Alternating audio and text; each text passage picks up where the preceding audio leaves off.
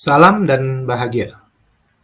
Perkenalkan, saya Sahril, SPD, calon guru penggerak Angkatan 7, SD 174, Bengkulu Utara.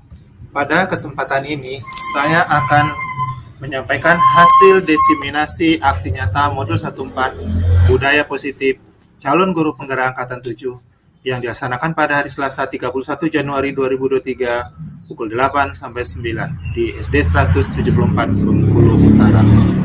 Selanjutnya, perkenalkan pula, sebagai fasilitator adalah Ibu Nofrini Daulani, MTPD, dan pengajar praktik Ibu Yusmareni, MTPD. Latar belakang dari kegiatan aksi nyata ini adalah kurangnya motivasi belajar murid. Murid melakukan sesuatu bukan dari kesadaran dirinya, tetapi muncul dari luar diri murid, misalnya perasaan takut karena hukuman. Tujuan aksi nyata dari budaya positif adalah pertama, menumbuhkan motivasi dari dalam diri murid dan mentaati semua kesepakatan yang dibuat atas keyakinan kelas yang ia yakini. Yang kedua adalah menumbuhkan budaya positif di SD 174 Bengkulu Utara. Tolak ukur dari kegiatan aksi nyata ini adalah meningkatnya kedisiplinan dan motivasi internal pada murid, serta ada perubahan perasaan senang pada murid pada setiap pembelajaran. Kemudian, siswa mampu menjalankan keyakinan kelas yang sudah disepakati. Lini masa tindakan yang dilaksanakan adalah pertama, menghadap kepala sekolah, meminta izin, meminta arahan, bimbingan, dan meminta difasilitasi dalam rangka kegiatan diseminasi budaya positif. Yang kedua, mengumpulkan rekan guru untuk mengikuti kegiatan diseminasi. Ketiga, berkolaborasi dengan wali-wali kelas untuk membuat keyakinan di kelas masing-masing. Dan yang keempat adalah memantau dan merefleksi keyakinan kelas yang telah dibuat. Adapun dukungan yang dibutuhkan dalam kegiatan aksi nyata ini, pertama, dukungan dari kepala sekolah, teman sejawat, lembar observasi, kamera ataupun dokumentasi, papan kesepakatan kelas. Kemudian sarana dan prasarana untuk menumbuhkan budaya positif di sekolah. Berikut ini merupakan kegiatan diseminasi di SD 174 mengenai pemahaman dan pengalaman budaya positif. Selamat menyaksikan. Nah, di sini sebagai CGP-nya, sebagai guru, mau minta bantuan Bapak, mohon arahan, mohon bimbingan, izin, dan Bapak bisa memfasilitasi dalam kaitan kegiatan CGP, yaitu mendiseminasikan hasil 3 bulan terakhir ini untuk rekan-rekan guru. Kalau rencana saya sebenarnya besok, tapi kalau ada waktu lain ya nggak apa-apa. Seandainya pun hari ini pun sebenarnya udah siap, cuma kawan-kawan yang nggak hadir. Jadi saya mungkin minta waktu nanti 1 jam, tapi saya harap tuh ya apa kesannya biar Bapak yang memerintahkan mereka gitu loh. Untuk katakanlah sejenis rapat, tapi saya yang isinya gitu. Mohon arahan di dalam acara itu ya? Iya. Jadi besok, kalau rencana saya itu besok jam 8 sampai jam 9, 1 jam. Memang agak lama itu. Besok itu Pak Nino mau supervisi. Nanti lah saya nama waktunya. Iya Pak, kalau Bapak Nino dulu atau Pak Nino dulu. Apa yang sebenarnya hari ini jadi, besok jadi, atau ada yang ini kondisinya buru-buru paling gue pikir memang saya juga belum siap untuk alat-alatnya, belum disiapin ya. Kalau pada teknisnya ya saya sudah memahami itu semua ya, untuk orang-orang pada dasarnya ya saya mendukung. Nah, apa yang dibutuhkan itu sampaikan, nanti bisa saya kondisikan gitu. Salah satunya Harapannya demikian. Karena apa? ini dulu kan. Iya. Kalau Pak Saril yang masih ngomong kan, Iya, betul. jadi karena sudah ada apa status, Iya. bicara kepala sekolahnya Iya. mungkin Jadi mungkin bisa Bapak lewat WA kan, besok rapat dan sebagainya, kan itu udah Bapak yang mengkondisikan. ya, ini ya. Ya nanti saya Sekalian pun untuk Selasa depan itu salah juga kalau nggak ada kegiatan lain, ya semoga aja nggak ada KKG karena udah mulai bergerak itu KKG-nya tanggal 7 juga tetap gitu. Itu pendampingan. Kalau besok disimulasi gitu. disimulasi. Oke, Pak, terima kasih banyak. Untuk Assalamualaikum warahmatullahi wabarakatuh. Pertama dan utama, senantiasa kita panjatkan puji syukur dari Allah Subhanahu wa Ta'ala atas limpahan nikmat yang diberikan oleh kita semua, sehingga pada kesempatan pagi ini kita dapat menjalankan tugas rutin kita selaku aparatur sipil negara, yaitu untuk mencerdaskan anak-anak bangsa. Salawat beriring salam kita mendoa Allah Subhanahu wa Ta'ala semoga tercurah pada junjungan Nabi besar Muhammad Sallallahu Alaihi Wasallam yang telah membimbing umatnya dari zaman kejeliaan menuju zaman yang penuh pembinaan akhlak yang baik untuk kita semua, terutama yang beragama Islam, dan selamat pagi untuk yang non-Islam. Bapak Ibu guru SD 102 Tumbuh Utara yang saya hormati, kemudian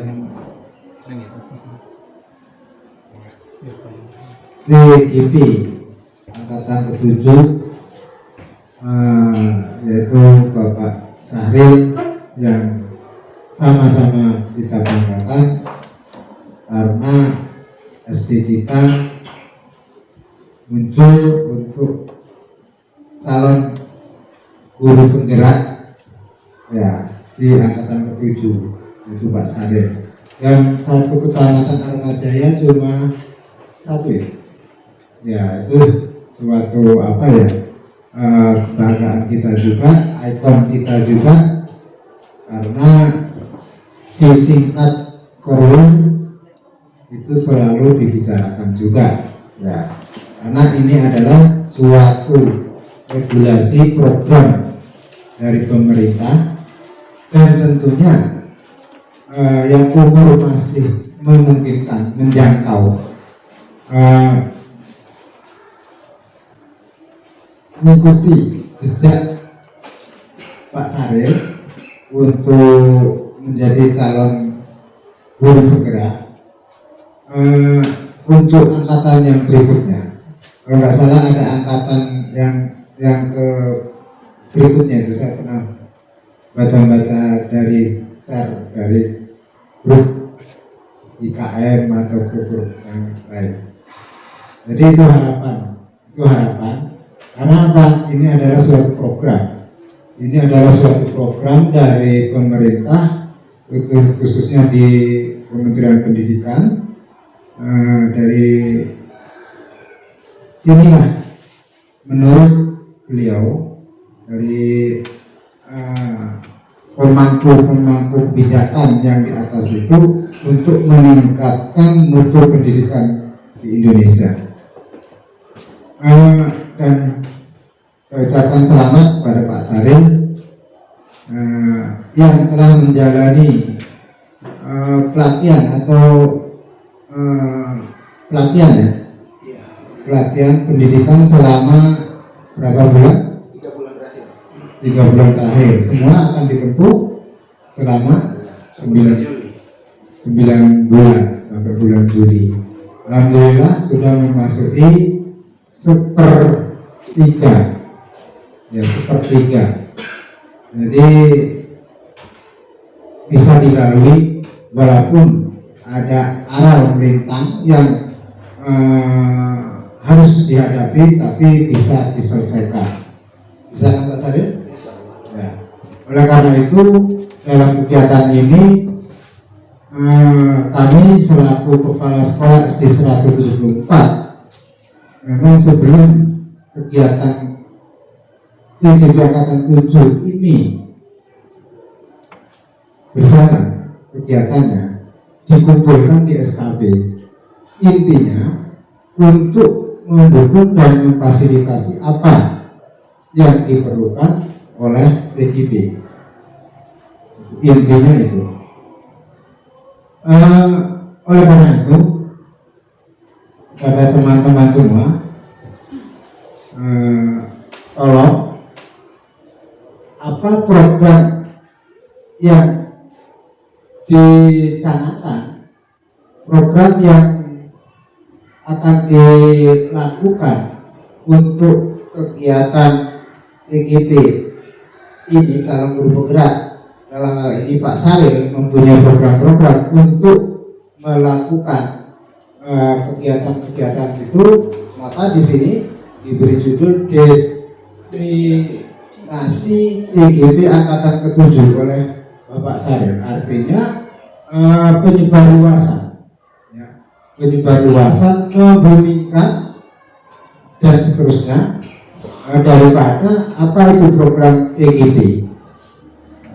Makanya lingkup terkecil hal ini melalui SD 174, karena Pak Saril juga merupakan guru SD 174 Bengkulu Utara.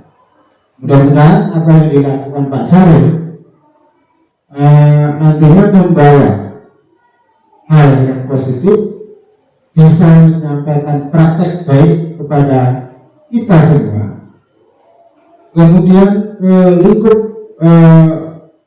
Kecamatan Aromajaya, ya, atau ke lingkup yang lebih luas lagi. Memang itu amanah dan harus dijalankan.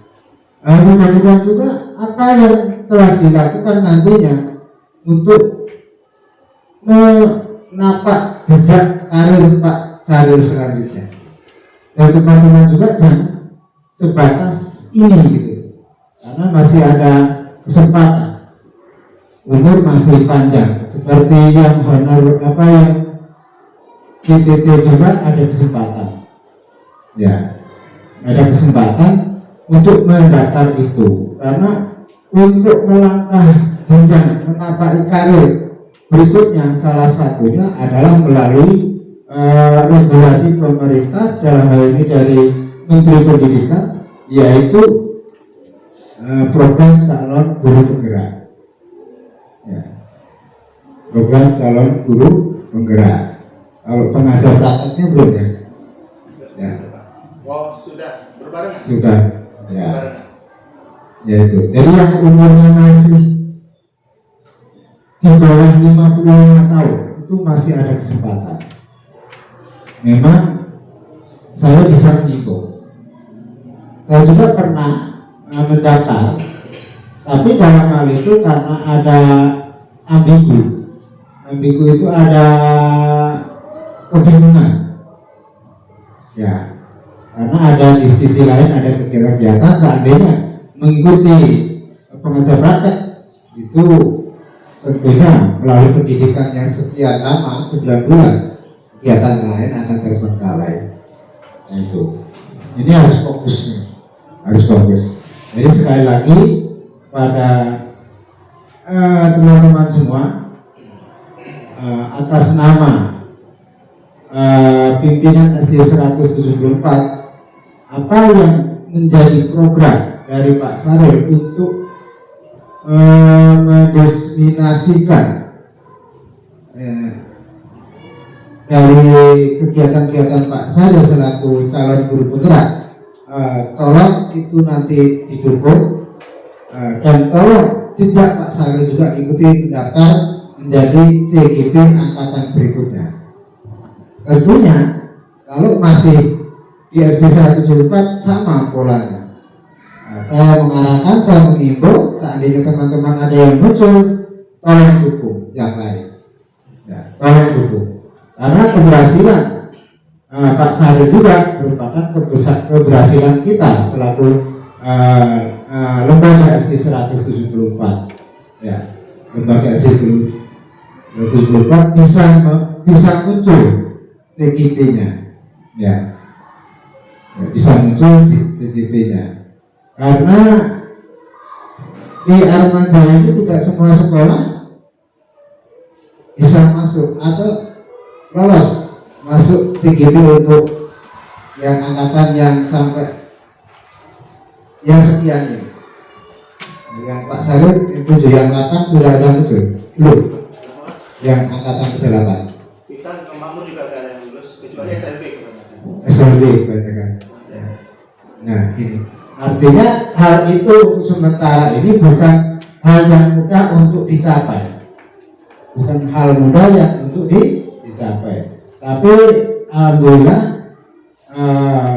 SD kita bisa muncul walaupun dengan kondisi SD kita yang demikian. Ya, seperti SD 166 juga belum yang muncul, belum. SD 172 belum juga. Ya, jadi ini apa ya, suatu kebanggaan kita bersama. Mari ikon ini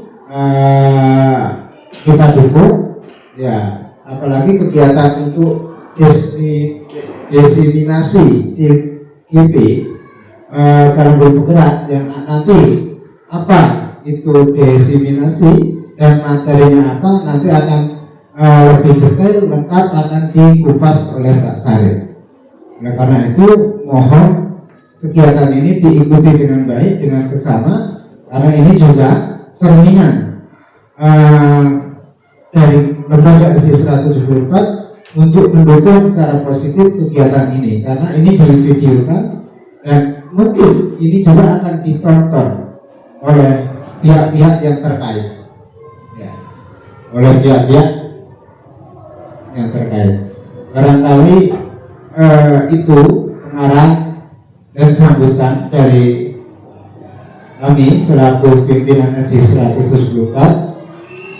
Mudah-mudahan ini semua mendapat apa ya, kelancaran, mendapat berkah dan mendapat manfaat untuk kita semua, untuk mendapat inspirasi untuk supaya kita melangkah lebih baik.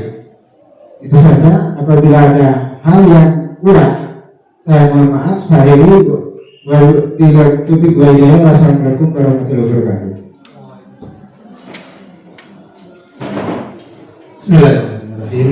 Assalamualaikum warahmatullahi wabarakatuh. Alhamdulillah, nahmaduhu wa nasta'in wa nastaghfiruh wa na'udzu billahi min syururi anfusina wa min sayyiati a'malina, may yahdihillahu fala mudilla lahu wa may yudlil fala hadiya lahu. Asyhadu an la ilaha illallah wahdahu la syarika lahu wa asyhadu anna Muhammadan abduhu wa rasuluhu la nabiyya ba'dah. Bapak Kepala Sekolah SD 174, Bapak Suparto LPD yang kami hormati, beserta Bapak Ibu serta karyawan staf SD 174 Bengkulu Utara yang saya hormati. Puji dan syukur hanya bagi Allah Subhanahu wa taala. Alhamdulillah Allah pertemukan kita di salah satu ruangan SD 174 Bengkulu Utara dalam rangka diseminasi aksi nyata modul 1.4 yaitu budaya positif. Salawat dan salam semoga Allah curahkan pada diri kita Nabi besar Muhammad Sallallahu Alaihi Wasallam. Semoga kita semua mendapat syafaat yaumil akhir, amin. Sebelumnya kami menyampaikan dulu kepada Bapak Kepala Sekolah ucapan terima kasih tentunya yang sebesar-besarnya yang telah memberikan izin. Beberapa hari yang lalu saya menghadap Kepala Sekolah untuk minta izin arahan bimbingan dan meminta difasilitasi, karena tanpa difasilitasi seorang kepala sekolah, apapun kegiatan dari guru atau CGP ataupun siapapun, saya yakin tidak akan berjalan. Jadi peran kepala sekolah sangat menentukan keberhasilan dari setiap kegiatan. Sekali lagi saya mengucapkan terima kasih kepada Bapak yang dengan tangan terbuka memberi ruangan kepada kami untuk melaksanakan kegiatan-kegiatan khususnya CGP Angkatan 7. Selanjutnya saya ucapkan juga terima kasih kepada Bapak Ibu Dewan Guru SD 174 beserta karyawan yang alhamdulillah bersedia hadir atas pertama dari arahan dari Bapak Kepala Sekolah, dan saya yakin juga ternyata mungkin tadinya tidak tahu kalau acara ini adalah acara CGP. Tadinya mungkin supervisi. Ya Bapak Ibu nggak usah tegang-tegang, kita santai-santai saja. Kalau Bapak Ibu kemarin sudah supervisi beberapa kali, setiap kelas sudah, dan alhamdulillah hari ini Pak Nyoman terakhir, saya sudah duluan, tapi ternyata saya masih ada beban-beban lagi. Masih seperti ini lagi. Minggu depan masih seperti ini lagi, mungkin bulan depan masih seperti ini. Minggu depan mungkin kita didatangi oleh Ibu PP Bu Ismarini hari yang sama, hari Selasa. Kami mohon dengan sangat Bapak Ibu dapat hadir di sini seperti acara pagi ini. Untuk minggu depan itu adalah tentang visi dan misi. Baik Bapak Ibu, izinkan saya di sini dan mohon maaf tentunya yang meminta waktu Ibu untuk mendengarkan apa yang saya sampaikan. Maaf sebelumnya, bukan berarti saya mengajari Bapak Ibu. Saya berdiri di sini setidak-tidaknya dengan saya menyampaikan ada perubahan pada diri saya, dan berharap juga ada perubahan pada kita semua, khususnya guru-guru SD 174 Utara. Bapak dan Ibu sekalian sangat memahami keberadaan saya di sini. Kita sudah bersama-sama, khususnya saya di 2002 sampai saat ini sudah 20 tahun. Mungkin sudah mengetahui temperamen saya.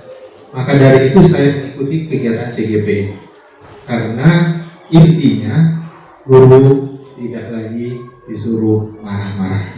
Dan kebetulan kemarin yang ditulis Bapak Ibu dalam survei angket, emosinya ditinggalin kebetulan.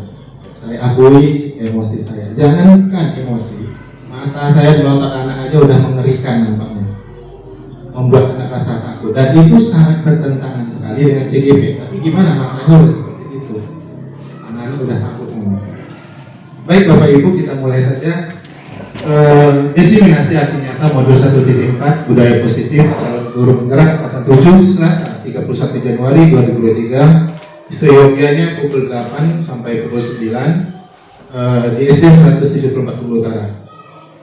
Adapun diseminasi itu adalah menyampaikan informasi terkait pendidikan guru penggerak, dan umumnya memang ketika salah satu dari anggota atau guru yang berangkat pelatihan seyogianya menyampaikan kepada rekan-rekan guru lain, maka mereka diutus untuk mengikuti pelatihan, penataran dan sebagainya, menyampaikan kembali kepada rekan-rekan, dan rekan-rekan dengan lapang dada diharapkan untuk dapat memaklumi karena memang itu adalah suatu kewajiban yang seyogianya dilaksanakan. Topik yang akan dibahas pada hari ini sebenarnya sangat banyak sekali. Di sini ada layarnya itu ada sampai 63. Kalau 1 menit satu layar berarti udah 60 menit. Mungkin ada yang lebih.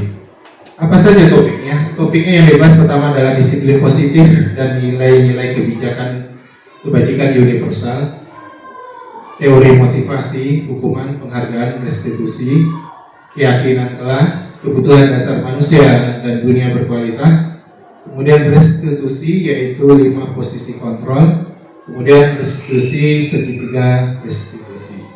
Ini semua akan dikupas seharusnya, mungkin pusing, jelimet dan sebagainya. Tapi saya hanya memfokuskan nanti hanya kepada yaitu tentang posisi kontrol dan segitiga restitusi. Namun semuanya akan dibahas secara maraton saja. Tapi yang lebih dalam adalah nanti tentang 5 posisi kontrol dan segitiga restitusi. Berikutnya tujuan kegiatan kita pertama adalah saya menyampaikan hasil kegiatan calon guru penggerak kepada rekan sejawat tentang budaya positif. Yang kedua, setelah kegiatan diharapkan rekan guru, ya saya sendiri termasuk, dapat memahami dan menerapkan budaya positif di kelas masing-masing. Yang ketiga, mengimplementasikan merdeka belajar. Kemudian yang keempat, melakukan evaluasi dan refleksi. Refleksi yaitu mengingat kembali apa yang telah kita lakukan. tentang praktik disiplin dalam pendidikan Indonesia secara umum untuk mendapatkan pemahaman baru mengenai konsep disiplin positif untuk menciptakan murid dengan profil pelajar Pancasila. Baik Bapak Ibu, ini salah satu bentuk kegiatan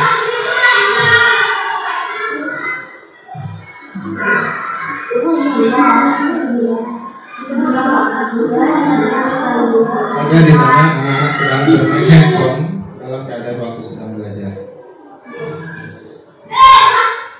Ini juga sama. Aku yang sakit mana berapa masalahnya? Mungkin tidak sengaja jadi tadi kita guru yang bersangkutan. Lagi sakit, sekarang lagi sakit. Tadi yang bertanya apa?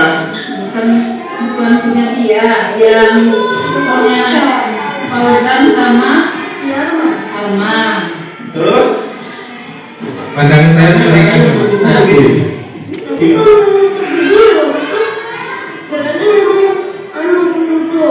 Oh, duduk.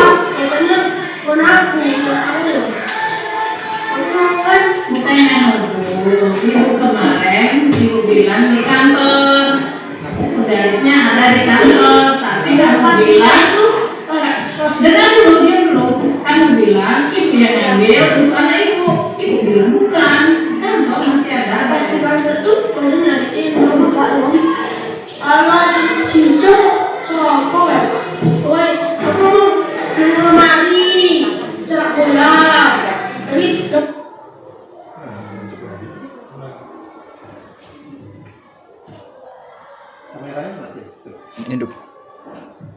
Ini salah satu kendala apabila ada mati lampu, ini mau tidak mau ditunda sebenarnya, karena dia harus divideokan, dan inilah salah satu yang agak menyulitkan. Kalau kita benar-benar apakah sudah menyampaikan atau tidak, harus benar-benar disampaikan. Kalau dulu cukup dokumentasi, tapi sekarang harus video, jadi tidak ada rekayasa. Belum kan ya? Jadi barusan mati lampu. Di pause dulu bisa.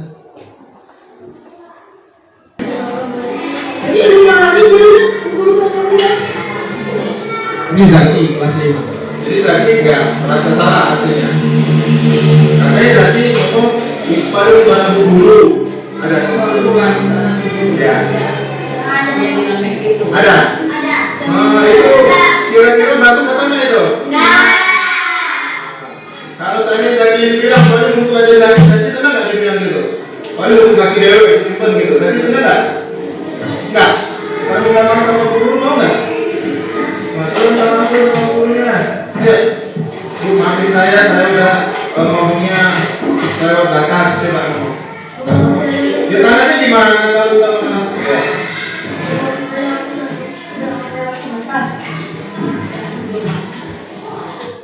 Aku yang Zaki mana?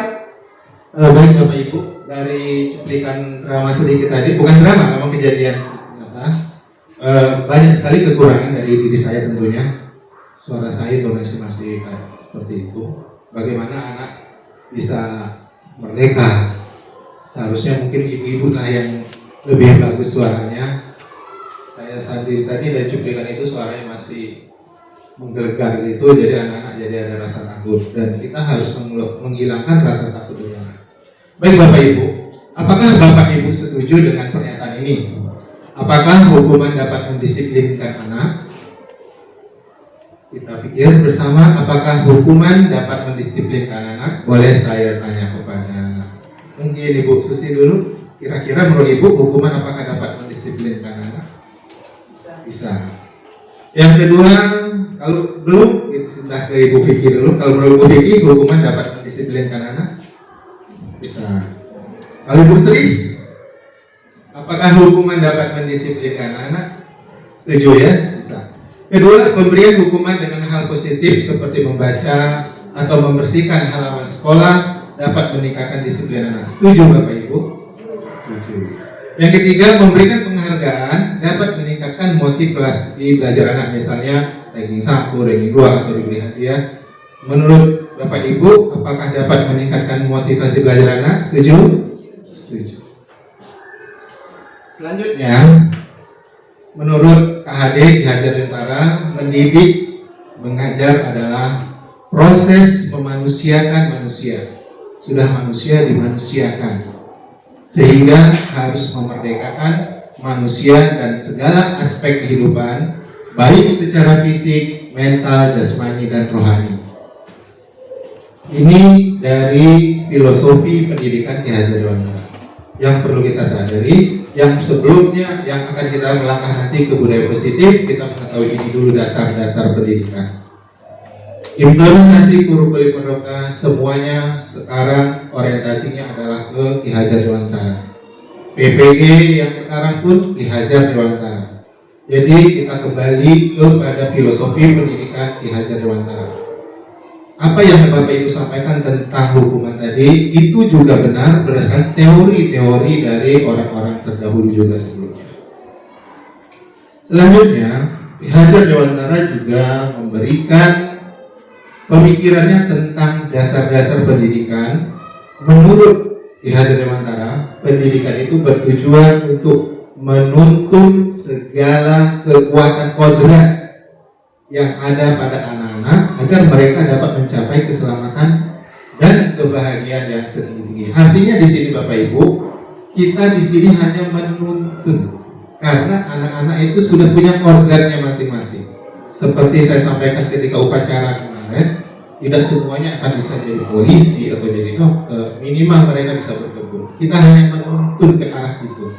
Jadi tidak perlu siswa kita itu siswa yang harus pintar, tapi setidak-tidaknya dia terampil di dalam hidupnya. Tujuannya adalah untuk keselamatan dan kebahagiaannya, untuk keselamatan dan kebahagiaan. Maka kita sudah sering mendengar di kurikulum 13, kurikulum Merdeka, tidak perlu ranking-rankingan seperti itu, karena itu ternyata efeknya sangat-sangat tidak baik. Bagi yang ranking menimbulkan kebanggaan, kebablasan menjadi kesombongan. Bagi yang tidak ranking, sering dikatakan bodoh, tidak pintar, itu menurunkan rasa percaya diri. Baik Bapak Ibu, selanjutnya masih tentang Ki Hajar Dewantara, kita juga bisa melihat bagaimana pendapat Ki Hajar Dewantara menganalogikan bahwa pendidikan adalah tempat persemaian benih-benih kebudayaan, yang benih-benih kebudayaan itu ketika disemai, maka dirawat, dijaga, ditumbuh kembangkan dia dengan cara yang benar, maka dia akan dapat berperan membentuk sebuah peradaban. Artinya di sini kalau perlu dapat saya jelaskan, ketika kita mengajari anak, kita menganggap, kita analogikan, kita menanam padi, artinya padi yang ditanam tidak mungkin tumbuh jagung, tidak mungkin tumbuh cabai. Kalau nanam cabai, yang tumbuh adalah cabai. Nah, bagaimana kita agar cabainya berhasil, bisa panen, tidak dimakan ulat, hasilnya bagus. Begitupun kalau padi, hasilnya bernas dan sebagainya, makan kita jaga, sore dijaga burungnya, Bu Yesusi ya, padi dijaga. Kalau nggak dijaga, dimakan burung, berbagi rezeki. Nah, begitu kita dengan anak-anak menuntun kodratnya, dia itu sudah punya kodrat, maka kita hanya bagaimana agar dia tumbuh, dapat tumbuh. Berarti kita menyiapkan tempat seperti sekolah ini. Kita memberikan apa yang dia butuhkan. Seperti itu singkatnya atau simpulannya. Selanjutnya, untuk menuju ke hal tersebut, maka ada perubahan paradigma. Ini seperti kita menggenggam sesuatu di dalam tangan. Ini merubah paradigma kita. Langsung saja, ini seandainya Bapak Ibu menggenggam sesuatu yang berharga di tangan Bapak Ibu, katakanlah sesuatu yang tidak boleh orang ambil, tidak boleh orang tahu. Menurut Bapak Ibu, yang B, teman Anda, teman Ibu akan mengambil sesuatu itu, dia mempengaruhi Ibu dengan berbagai cara, mungkin dipaksa, dirayu dan sebagainya. Tapi ini adalah sesuatu barang yang sangat berharga. Kira-kira Bapak Ibu akan berikan nggak? Apakah akan dipertahankan? Artinya, saya yakin jawaban kita sama, akan dipertahankan ini barang tadi, walaupun godaannya sangat-sangat besar sekali. Jadi siapa yang mempunyai kontrol di situ adalah diri kita. Ini kembali kepada posisi kontrol. Selanjutnya, perubahan paradigma teori kontrol atau ilusi. Kalau saya bisa membahasakannya itu adalah anggapan. Nah, anggapan guru itu mengontrol murid. Selama ini kita menganggap gurulah yang mengontrol murid. Kemudian juga berilusi bahwa kritik kemudian bisa membuat orang merasa kritik dan membuat orang merasa bersalah. Misalnya kritik ini jangan seperti itu, atau membuat orang merasa bersalah. Contohnya kalimatnya, itulah Zaki, gara-gara kamu tadi seperti itu Bapak akhirnya kan dimarah kepala sekolah. Itulah Zaki, kamu nilai kecil jadi Bapak gak enak sama orang tuanya. Seperti itu. Itu ada rasa bersalah, dan rasa bersalah itu akan tumbuh sampai dia dewasa nanti. Bapak dan Ibu saya yakin pernah melihat, pernah merasakan waktu Bapak Ibu SD dulu, mungkin ada Bapak Ibu guru yang berbuat demikian sehingga sampai dewasa, sampai saat ini itu masih teringat. Saya sangat yakin sekali. Selanjutnya perubahan paradigma stimulus respon. Stimulus respon teori kontrol. Kita lihat perbedaannya di sini. Kalau stimulus respon salah satunya kita mencoba mengubah orang agar berpandangan sama dengan kita, yang ini. Kemudian yang teori kontrol, kita berusaha memahami pandangan orang tentang dunia. Jauh berbeda berarti. Kalau yang di sebelah sana kita memaksakan orang lain memahami agar pandangannya sama dengan kita, persepsinya sama dengan kita. Tetapi kita berusaha memahami pandangan orang itu adalah teori kontrol yang khusus kayak kita. Baik, contoh yang lain adalah orang lain bisa mengontrol saya. Itu stimulus respon. Tapi kalau teori kontrol adalah hanya kita sendiri yang bisa mengontrol diri kita. Kalau di bahasa bijak dalam media sosial, kita nggak butuh penilaian orang katanya. Ya, kan sudah sering itu di status-status. Makanya dia akan tetap berjalan karena dia akan membutuhkan penilaian apa kata orang dan sebagainya. Inilah teori kontrol yang didapati di dalam CGP yang merupakan perubahan paradigma. Selanjutnya untuk break sejenak, ini ada tontonan lagi. Hanya tontonan break sejenak di Spriki.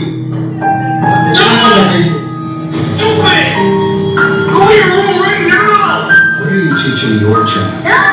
Why, stupid? Children see, children learn. But put on paper, not the wall. Let's clean this up. I'll get you some, okay? Your actions become their actions. Here, John, Baik Bapak Ibu, dari cuplikan yang sedikit itu kita bisa lihat anak-anak itu adalah meniru. Pertama tadi orang tua itu berteriak. Katakanlah kita di rumah, misalnya anaknya yang menumpahkan air, itulah kalian yang nakal dan sebagainya. Itu mungkin sering kita lakukan. Tapi alangkah baiknya, oh tidak apa-apa, nak ini ada kenap. Seperti tadi dia mencoret-coret ini, kalau langsung dimarah, dia akan meniru. Makanya ketika adiknya tadi menyoret-nyoret bukunya juga marahin adiknya seperti dia dimarahin bapaknya. Itu contoh.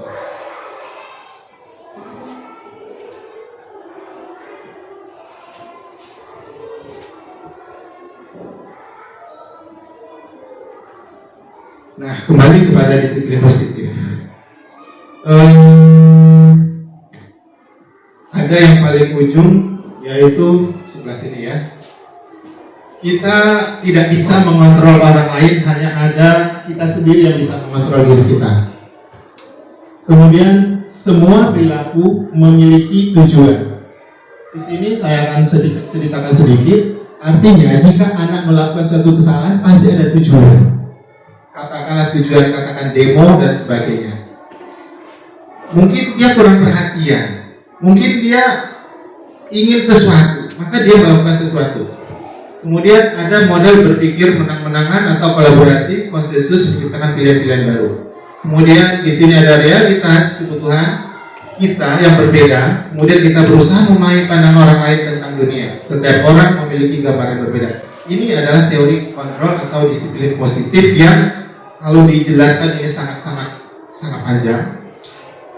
Kita lihat di sini ada teori motivasi untuk menghindari hukuman. Kita tadi sudah menjawab di awal, apakah hukuman dapat meningkatkan motivasi atau efek jerah, betul, tetapi secara ekstrinsik. Kemudian apakah mendapat imbalan, katakanlah hadiah, betul, tetapi itu secara ekstrinsik. Namun apabila itu menghargai diri sendiri karena dia, katakanlah sering kita bertanya pada anak-anak, kenapa kamu datang terlambat? Atau misalnya seorang guru datang sekolah, katakanlah saya datang ke sekolah jam 7.30 misalkan, mungkin bahkan sebelumnya jam 7:15. Lalu disuruh pilihan, apa alasan saya? Bapak Ibu silahkan jawab, atau Bapak Ibu sendiri atau Bapak Ibu. Jawabannya A, mentaati tata tertib karena sebagai ASN. Yang B, segan dengan kepala sekolah. Yang C, masa penilaian atau ada penilaian untuk kinerja guru. Yang D, misalnya malu pada diri saya sendiri. Kira-kira ingat ya Bu? Ibu Vicky, kira-kira pilihan yang mana? Mentaati aturan sekolah, kemudian apakah yang B, apakah yang C, atau yang D kira-kira? Kira-kira A sama C. Tapi jawabannya di sini sudah ada. Jawabannya adalah D. Kita nggak datang terlambat itu, tidak mau datang terlambat, rajin bekerja, itu kita berarti lagi menghargai diri kita. Bukan karena kepala sekolah, mungkin bukan karena kita sebagai ASN, bukan karena sebagainya. Jadi itu dari dalam diri nantinya. Dan begitu pun kepada anak-anak kita harapkan demikian. Kemarin saya sudah menyebarkan angket kepada anak-anak. Contohnya di sini ada angketnya. Saya ke kelas 6. Mengapa kamu mengerjakan PR? Jawabannya A, takut dimarah guru. B, malu pada diri sendiri. C, ingin nilai yang baik. Dijawabnya C, pengen nilai yang baik. Tapi jawaban yang paling tepat adalah ya malu pada diri sendiri. Kemudian ada angket lagi. Saya tanyakan kepada mereka, mengapa kamu tidak mau datang terlambat? A, dimarah guru, ini kalau marah ini ya. Kemudian B, malu pada diri sendiri. C, ingin jajan dan bertemu kawan. Sengaja ini saya yang membuat pilihannya. Jadi jawabannya takut dimarah guru.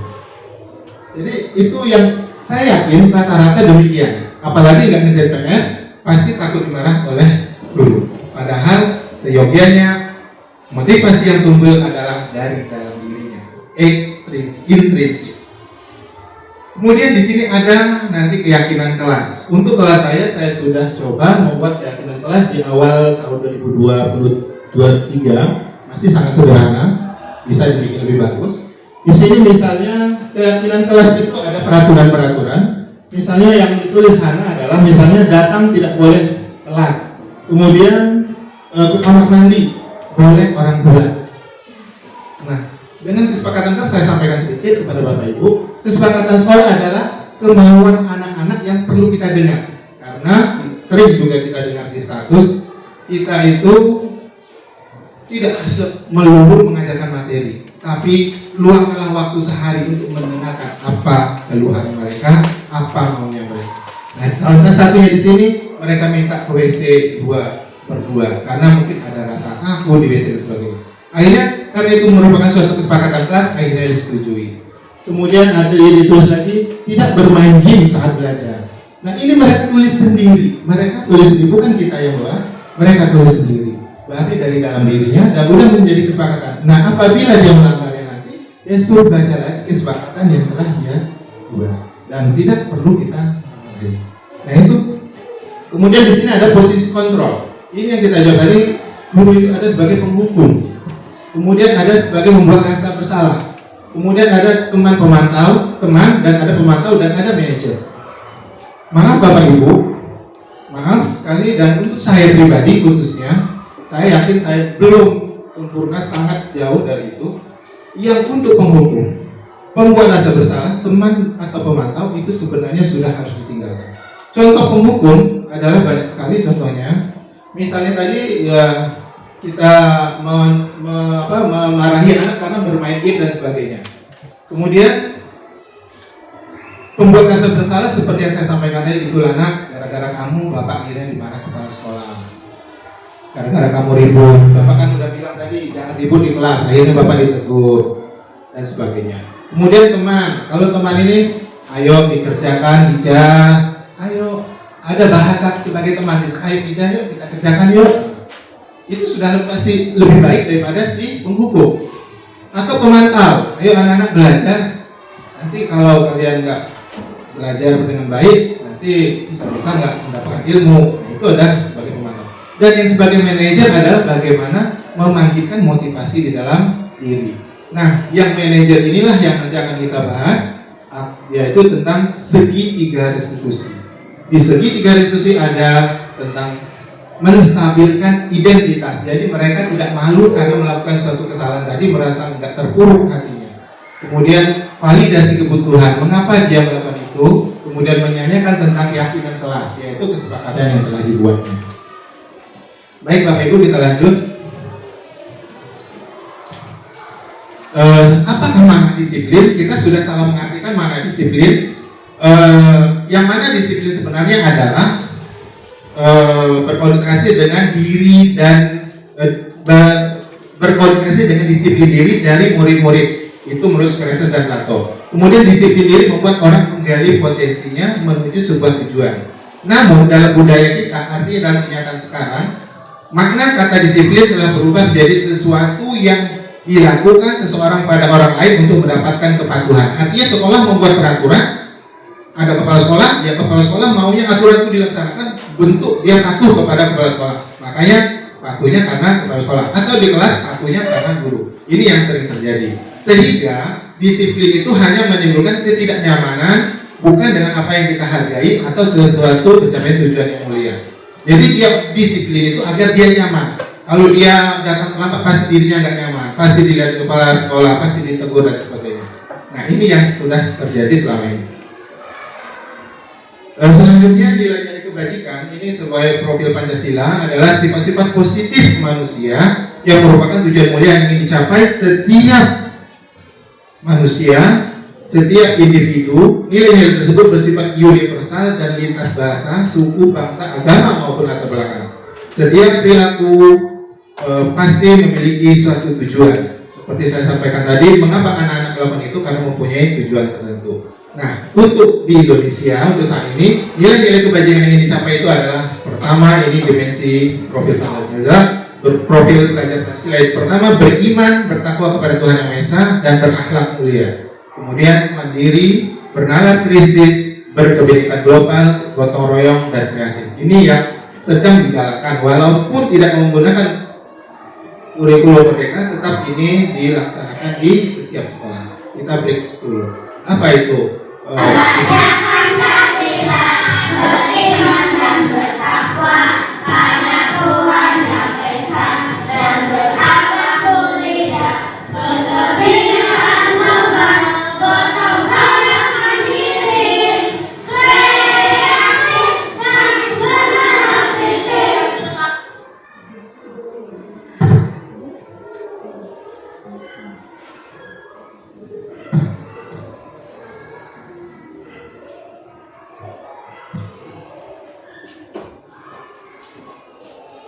Nah itu yang lagunya tadi sebenarnya harus kita coba di sekolah kita agar IKM implementasi kurikulum mereka itu dapat berjalan. Nah, ini satu lagi, bukan ya? Ciri-ciri guru hebat.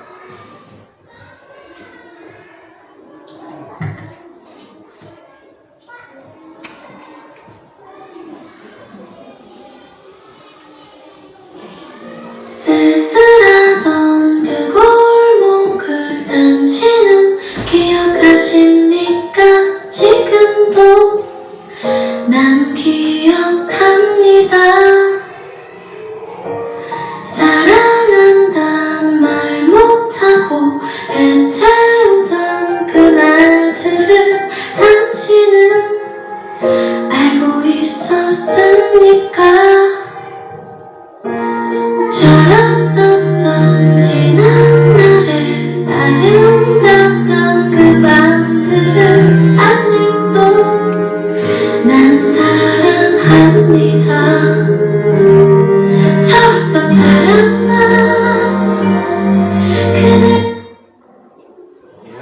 tadi.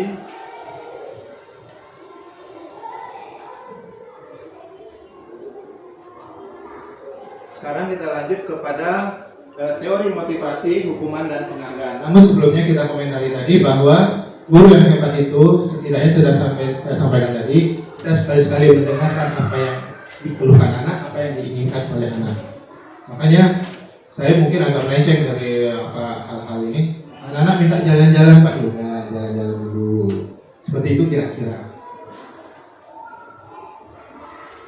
Nah, teori motivasi atau menurut saya yang kita sebut tadi adalah pertama motivasi eksternal. Itu sebenarnya seperti hukuman, itu hanya menghindari ketidaknyamanan. Hanya menghindari ketidaknyamanan, baik pada siswa pun pada guru. Kemudian termasuk eksternal di sini adalah mendapat imbalan, hadiah dan sebagainya atau penghargaan. Misalnya penghargaan dari kepala sekolah, sering disebut seperti ini. Itu hanya motivasi eksternal. Tapi yang lebih baik adalah motivasi internal, yaitu menghargai diri sendiri agar menjadi saya akan menjadi orang yang seperti apabila saya melakukannya. Artinya menjadi dirinya sendiri, tetapi dengan disiplin yang positif. Ada orang, saya mau jadi diri saya, mau apa kamu, itu lain lagi ceritanya. Mau melakukan ini, itu dan sebagainya, tapi di luar nilai-nilai kebajikan. Itu yang tidak patut. Ada yang demikian, dia mau jadi dirinya, tapi salah kaprah. Bukan budaya yang positif. Berikutnya, merdeka, kata Ki Hajar Dewantara adalah tidak hanya terlepas dari perintah, akan tetapi juga cakap buat memerintah diri sendiri. Jadi dia tidak perlu diperintah oleh kepala sekolah, tidak perlu diperintah oleh guru, tapi dia bisa memerintahkan dirinya. Seperti saya sampaikan kemarin, anak-anak masuk ke gerbang, dilihatnya sampah, mungkin bisa langsung diambilnya, dibawanya. Tapi kita belum berhasil menumbuhkan itu. Kalau itu bisa kita berhasil tumbuhkan, termasuk guru hebat ya.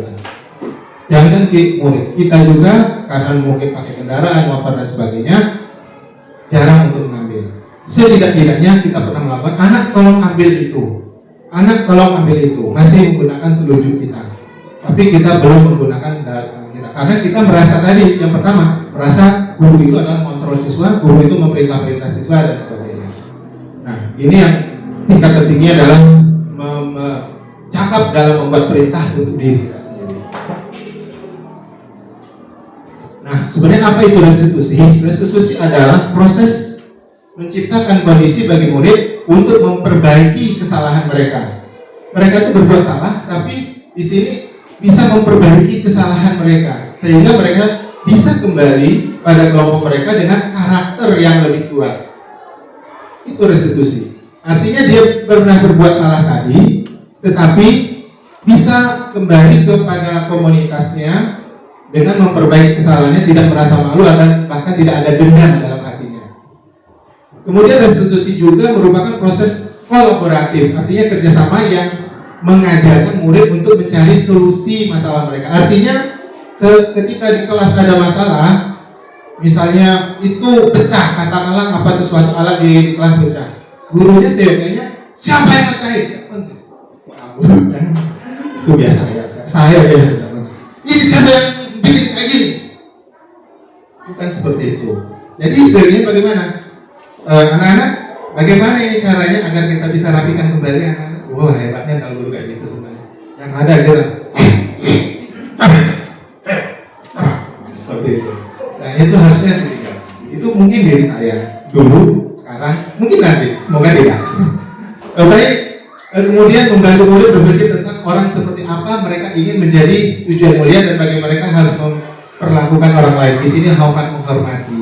Nah, ini yang sering sekali yang harus kita bina, yaitu bagaimana murid menghormati kawannya, artinya tidak ada bullying di situ. Murid menghormati guru, begitu pun guru dan sebagainya, saling menghormati, itu adalah tujuan yang mulia. Kemudian apakah ciri-ciri restitusi? Restitusi itu bukan untuk menebus kesalahan. Saya masih kalau diri saya masih sering-sering keliru menafsirkannya. Bahkan dalam praktek kemarin mungkin juga salah. Jadi bukan menebus kesalahan. Misalnya piringnya pecah terus suruh ganti. Bukan seperti itu. Ya sudah, yang pecah ya sudah pecah, yang kotor ya dibersihkan, bukan harus diganti. Jadi dia belajar dari kesalahan. Misalnya naruh gelasnya di pinggir seperti ini, agar gak tersenggol lagi, harusnya naruhnya di tengah. Di rumah pun sering itu. Saya pribadi mungkin yang, waduh, kelasnya dipikir lagi, nanti kesenggol, taruh tengah lagi. Nah sambil itu diajari. Kalau di iklan TV apa di media sosial saya tengok ada kucing itu, kucing geser ke sini, ada nonton itu ya, geser ke sini. Nampak oleh majikannya, diambil boneka sama kucing, tokok itu boneka, kucingnya sadar, akhirnya digeser lagi sama kucing. Ada nggak yang itu? Mungkin saya sendiri yang begini. Sadar, disingkirkan lagi. Itu mungkin salah satu bentuk. Kemudian memperbaiki hubungan. Jadi kalau restitusi itu hubungannya insya Allah akan baik, karena anak merasa nggak dimarahi, nggak merasa dendam dan nggak merasa sebagainya. Dan diharapkan tidak ada anak putus sekolah lagi kalau memang ini diterapkan. Kemudian ini berbentuk tawaran, bukan paksaan. Bagaimana menurut kamu? Karena kamu nggak mengerjain PR, maunya kamu gimana? Aja ada tawaran. Tapi kita yang menentukan nantinya. Kalau kira-kira udah tawarannya udah deal, ya laksanakan. Ya Pak, saya akan melaksanakan. Kapan kamu ngumpulkan? 3 hari Pak. Oh, nggak kelamaan. Udah 2 hari Pak. Ada tawar menawar. Silahkan. Kita sekarang, jangankan sekarang, memang sudah sering di rumah nggak ada tawar menawar. Pokoknya kamu harus seperti ini. Ini nggak ada lagi, harusnya seperti itu. Itu masih saya.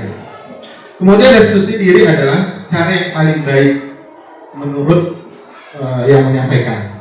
Kemudian restitusi fokus pada karakter, bukan pada tindakan. Jadi memperbaiki karakter anak tadi. Kemudian restitusi fokus pada solusi, jalan keluar yang terbaik. Kemudian restitusi mengembalikan murid yang berbuat salah pada kelompoknya. Jadi ketika dia kembali kelompok, dia merasa aman, merasa tidak dipermalukan dan seterusnya.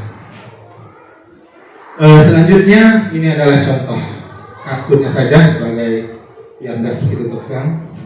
Ada anak terlambat sekolah, ada gurunya ganas keluar dan sebagainya. Nggak ada di sini. Ini bermain game sangat belajar tadi sudah. Kita lanjut ke ini sebagai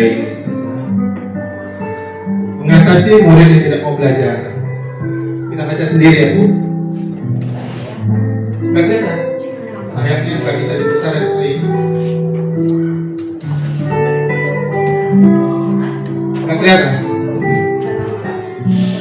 Artinya biasa saja kalau memang nggak kelihatan. Intinya itu adalah kalau memang anak kita sudah susah untuk belum selesai ya tadi berarti harus di stop dulu.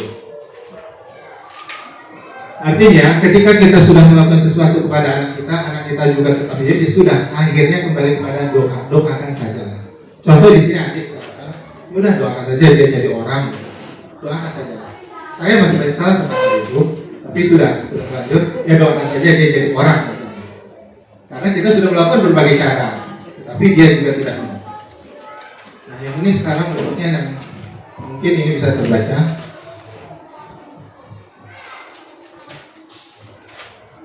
Apa perasaan guru nyantai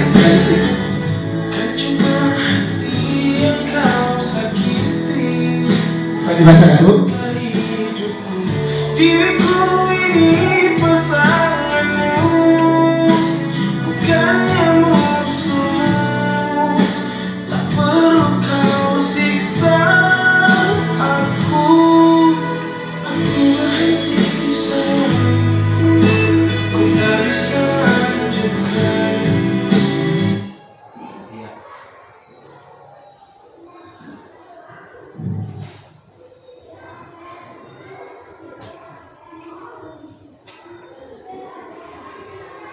Jadi ketika kita memarahi murid, saya mau tanya ini, kira-kira ada rasa penyesalan Bapak Ibu ketika memarahi murid? Kalau saya pribadi kadang nyesal, kadang enggak. Banyak mana, banyak enggaknya. Merasa tadi sebagai fungsi kontrol yang hebat tadi. Yang saya oke aja, kenapa ya saya tadi memarahi terlalu. Tapi kalau kepada anak-anak kita, saya yakin Bapak Ibu sering menyesalnya. Tadi aturannya nggak dimarah, sekarang akhirnya aku berkebutuhan dia sekolah. Nah pasti saya harus marah-marah tadi. Pas kedengaran pula ada kecelakaan di situ, anak saya apa ya? Udah mulai deg-degan. Karena kita merasa tadi marah dan ada penyesalan. Kenapa kita harus marah? Kenapa kita harus marah? Ya, tanya pada diri saya juga sering ngomong, kenapa harus marah? Kemudian kita masuk kepada keyakinan kelas. Yang seperti saya sampaikan tadi, keyakinan kelas itu timbul dari peraturan dibuat menjadi suatu kesepakatan, akhirnya menjadi suatu keyakinan. Keyakinan itu artinya sesuatu yang diyakini kebenarannya, sesuatu yang diyakini bahwa itu adalah baik.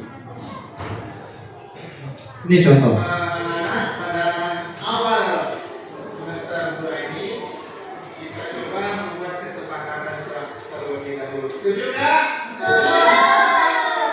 Kesepakatan kelasnya kita sudah tahu bahwa kalau masuk dan Inilah lika-liku CGP mau nggak mau ya sibuk sendiri.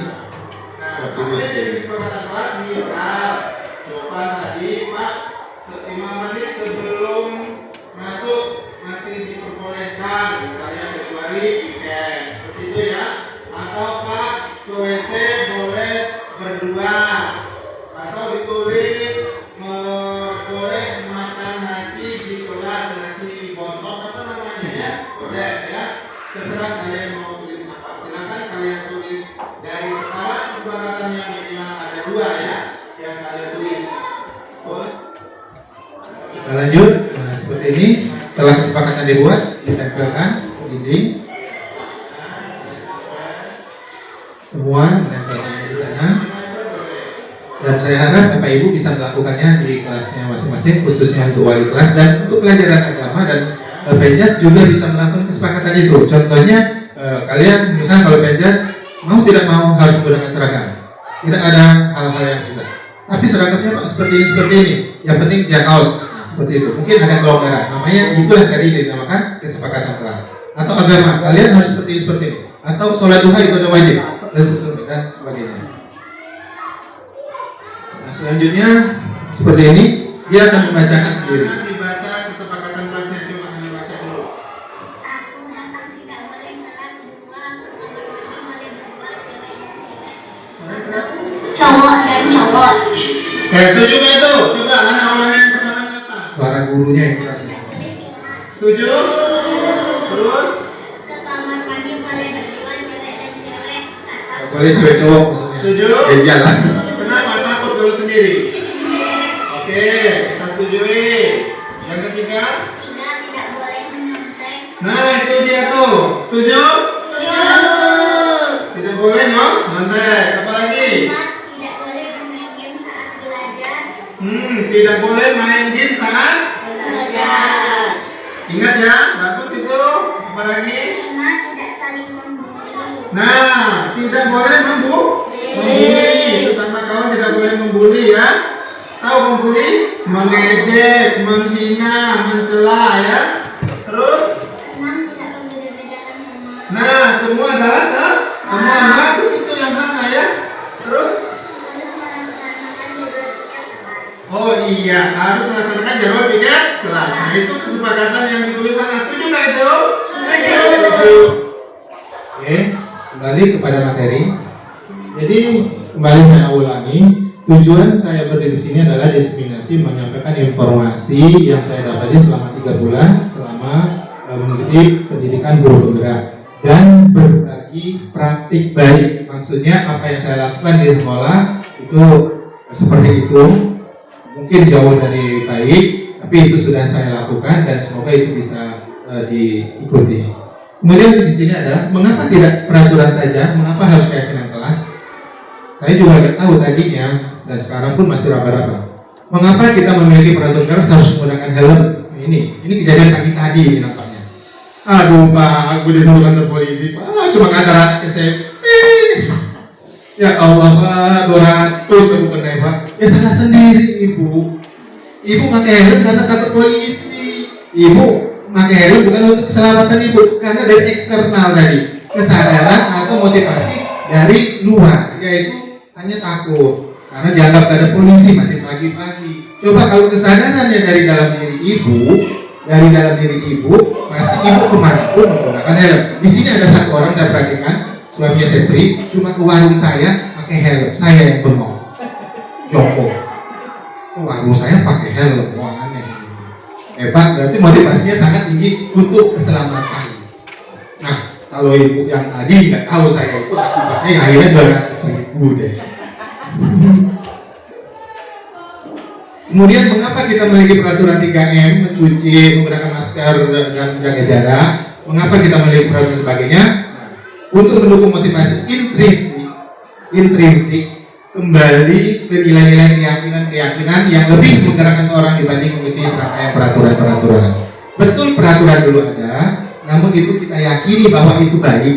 Kira-kira Bapak Ibu, Pak Polisi nyuruh pakai helm itu baik apa buruk? Merepotkan? Iya. Pakai seat belt merepotkan? Iya. Tapi untuk kebaikan kita. Nah, kita meyakini itu adalah kebaikan, bukan suatu keburukan. Sama kita membuat peraturan di sekolah itu untuk kebaikan anak-anak. Sama dengan halnya kita membuat peraturan di rumah untuk kebaikan. Nah, jangan pulang jam 11 ya. Nah, jangan pulang jam terlalu malam dan jangan kebut-kebutan. Karena ketika anak kebut-kebutan yang dapat laporan dari tetangga atau siapa, anakmu ngebut, tahu dengan kecelakaan, kita pasti was-was duluan, langsung ambil handphone. Di mana? Cuma kasih kabar. Itu siapa? Saya juga demikian, merasakan hal yang sama. Tapi kalau anaknya sudah berkeluarga, rasa itu saya yakin sudah mulai berkurang, karena mereka sudah punya tanggung jawab sendiri. Yang masih khawatir itu mulai dari usia katakanlah tamat SD sampai menjelang kuliah, kita masih selalu was-was. Dan maka dari itu kita perlu menanamkan motivasi dari dalam diri. Dan selanjutnya ini tentang budaya positif tadi. Di sini ada peraturan kelas. Kalau di sekolah ada peraturan sekolah, ada keyakinan sekolah, nantinya ada lingkungan positif dan budaya positif. Tapi berangkat dari kelas, karena ini adalah buat sekolah, maka nanti ada keyakinan kelas, ada lingkungan positif. Ini apabila setiap kelas sudah melakukannya menjadi lingkungan positif, lingkungan sekolah yang positif. Maaf, kita kalau boleh dibanding-banding, lingkungan SD 174 dengan lingkungan SD katakanlah Pagar Bayu, banyak nggak perbedaannya Bapak Ibu? Pasti banyak. Nyamannya kira-kira bagi kita di sini, nyamannya di sini atau di sana kira-kira? Di sini. Orang tuanya bagaimana komitenya? Nyaman di sini pada di sana. Kemungkinan seperti itu. Karena kita sudah tahu bahwa ada nilai-nilai positif atau keyakinan atau lingkungan positif, bahkan kebudayaan positif. Nah, budaya positif ini adalah budaya yang harus dikembangkan. Kalau di lingkungan katakanlah daerah seperti yang saya sebut tadi, mungkin budaya dari rumahnya sudah memang seperti itu. Nah, budaya yang di sini agak lebih menghormati gitu. Jadi ada perbedaan. Selanjutnya, ini tentang kesepakatan dan keyakinan kelas yang saya bilang tadi, bahwa inilah yang akan kita bahas mendetail sebenarnya.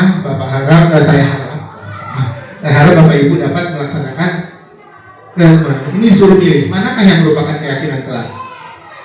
Di sini disebutkan datang tepat waktu, mengucapkan salam, menjaga kebersihan sekolah, berdoa sebelum dan sesudah kegiatan, aktif dalam pembelajaran dan tertib. Kemudian kesepakatan kelas masih ditulis sama di atasnya. Kami guru dan murid yang saling menyayangi, kami murid yang semangat belajar, kami murid yang selalu peduli dengan. Yang merupakan keyakinan kelas adalah yang ini. Beranjak dari ke sini. Contoh datang tepat waktu berarti menghormati guru. Kalau datang yang tepat waktu berarti dia menghormati guru. Kalau gurunya datang tepat waktu berarti dia menghormati kepala sekolahnya, menghormati dirinya, menghargai dirinya. Kalau dia menjaga kebersihan sekolah berarti dia sama, dan dia menjaga dirinya agar lebih sehat tentunya, biar lebih nyaman dalam bersekolah. Itu adalah suatu keyakinan yang dianggap benar. Contoh saja.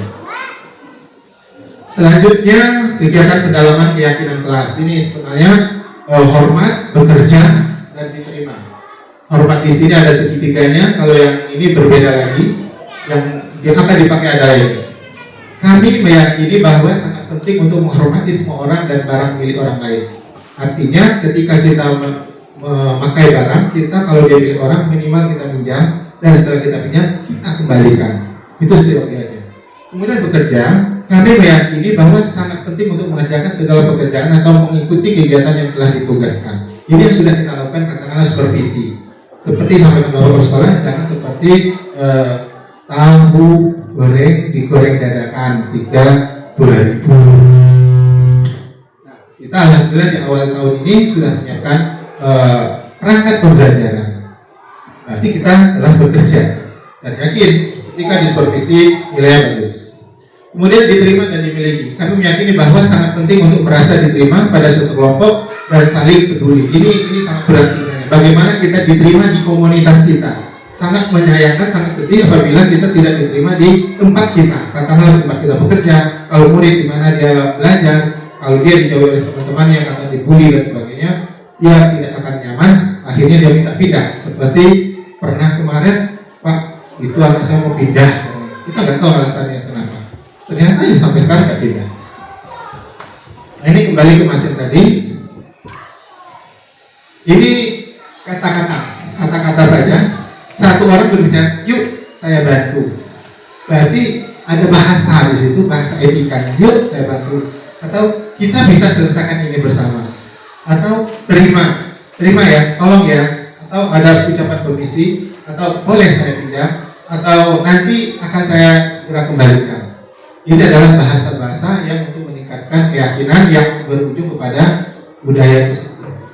Kemudian hormat di sini ini berbeda dengan yang itu. Ini hanya tampak seperti datang tepat waktu, berarti hanya pada peraturan tadi, tertib saja, seolah-olah dia rajin.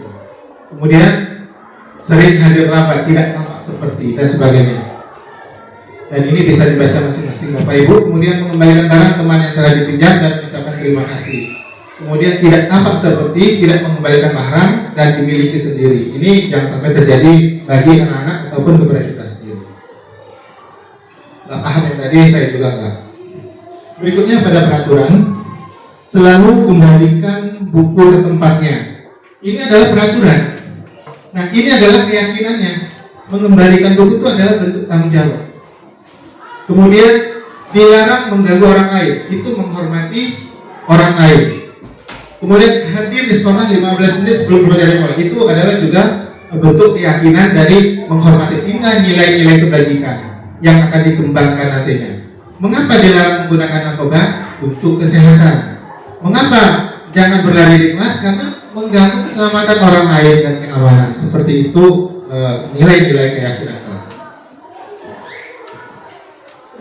Berikutnya adalah penambahan materi. Ini ada 8, yaitu pada angkatan 5 kemarin hanya 5 unsur. Nah, sekarang ada 8, yaitu ada pengaruh ada penghargaan menghukum, penghargaan orang ketepatan, penghargaan tidak efektif, penghargaan merusak dan hubungan. Di sebelahnya lanjut lagi, ini dihukum oleh penghargaan menurunkan kualitas. Ini agak kita jelaskan. Penghargaan itu menurunkan kualitas, artinya ketika dia pengen dihargai, ya mungkin kualitasnya naik. Tapi contohnya gini aja, kita langsung belakang. Besok supervisi minggu depan, udah siap kita subuh. Oh, tahun ini nggak ada supervisi, hari ya, seperti itu. Aman. Jangankan itu, kamu sudah supervisi, alhamdulillah tenang, udah supervisi. Ngajarnya ya sudah kemarin supervisi, kok ya terserah hari ini. Nah, seperti itu kira-kira. Karena keyakinan tadi tidak dari dalam diri. Bagaimana waktu di supervisi, bagaimana saat tidak di supervisi, harusnya sama, insya Allah. Kemudian kita lanjutkan saja. Oh, di bawahnya ini penting. Oh, sudah saya jelasin ya. Penghargaan itu mengurangi motivasi intrinsik. Karena kita hanya ingin selalu dihargai, ingin nilai yang bagus, 4 semua, atau ada centrai dan sebagainya. Nah, ketika tidak ada, kita udah nyantai. Makanya hukuman itu bisa menurunkan kualitas, bisa mematikan kreativitas, dan bisa mengurangi motivasi intrinsik. Maka tidak usah menghukum. Kemudian tindakan guru mencatat 100 kali dalam buku kalimat, saya tidak akan terlambat lagi karena terlambat sekolah. Sering kan? Saya pernah menyuruh dan pernah disuruh waktu SD. Ini adalah hukuman. Kemudian lari mengelilingi lapangan bola, seringnya saya. Kalau dulu bukan lapangan basket sih, lapangan ini anggap hukuman. Kemudian murid diminta untuk push up, berbentuk hukuman. Kemudian menggantikan kertas tugas teman yang dicoret-coret, itu adalah konsekuensi karena kita mencoret. Membersihkan tumpahan air, itu adalah suatu konsekuensi. Murid disuruh untuk tidak menggunakan sepatu seharian di sekolah karena tidak menggunakan sepatu hitam, itu bentuk hukuman dan sebagainya. Nah, ini adalah bentuk-bentuk hukuman yang seyogyanya harus kita tinggalkan. Nah, di sini ada identitas gagal. Kalau hukuman sesuatu yang menyakiti harus terjadi. Jadi seperti saya katakan atau dalam film tadi, anak itu dihukum dan sebagainya, dia adalah akhirnya menimbulkan suatu kekecewaan. Jadi seharusnya tidak terjadi dan terjadi pada dirinya, dan dia akan ingat itu sepanjang masa. Kemudian kalau integritas sukses itu disiplin adalah sesuatu yang harus terjadi. Kalau restitusinya merupakan pilihan. Jadi dia ketika melakukan sesuatu kesalahan, dia bisa memulai dari dirinya, dan itu memang sudah terjadi, dan dia mendapat pilihan-pilihan bagaimana bisa keluar dari permasalahan tersebut. Itu menggalikan identitasnya. Kita lanjut saja. Yang ini tadi, semuanya ini adalah negatif, berarti tidak baik. Misalnya peraturannya adalah seperti ini, kamu harus melaksanakan. Negatif. Kalau ini netral saja, ini berbentuk konsekuensi. Nah, ini yang akan kita tumbuhkan. Misalnya di sini, murid atau anak menghormati dirinya dan orang lain. Kemudian ini pertanyaan yang sering muncul dalam diri kita, misalnya, apa yang kamu yakini? Apa yang bisa kamu lakukan untuk memperbaiki masalah ini? Atau murid belajar bertanggung jawab untuk perilakunya sendiri. Ini yang harus kita tumbuhkan di dalam restitusi, dalam budaya positif di sekolah. Insya Allah. Kemudian apa perbedaan hukuman dan itu salah satunya saja. Ini tadi seperti disebut, sesuatu yang menyakitkan harus terjadi. Misalnya disuruh lari atau disuruh berjemur, disuruh mengangkat bendera. Itu membuat anak itu sakit mungkin secara fisik maupun sakit secara psikologis. Misalnya diolongin temannya. Bahkan saya pernah melakukan, alhamdulillah sangat tidak terpuji, anak suruh lari, gandengan sama ditepuk oleh tangan anak lain. Ternyata itu sangat keliru. Sering kan saya melakukan itu, dan saya pernah melakukan itu, dan semoga tidak lagi terjadi. Menyuruh anak lari itu ditonton oleh kawan-kawan, berarti mempermalukan diri anak, itu sangat tidak baik. Nah, bagaimana konsekuensinya? Seperti ini, misalnya membuat anak merasa tidak nyaman dalam jangka waktu pendek. Ini karena kita tidak melakukan hukuman, karena melakukan keyakinan keras. Sementara ini dalam waktu yang lama, bahkan sampai saat ini bakal teringat. Nah, kalau ini hukuman itu bersifat paksaan, tapi kalau yang keyakinan keras itu stimulus dan tanggapan. Bagaimana menurut anak, stimulus kita pancing dulu, kemudian bagaimana tanggapannya, dan seterusnya. Kemudian di situ yang pentingnya adalah anak belajar untuk mematuhi peraturan, belajar untuk memenuhi peraturan itu sendiri, yang merupakan suatu keyakinan. Selanjutnya ada 5 kebutuhan dasar manusia.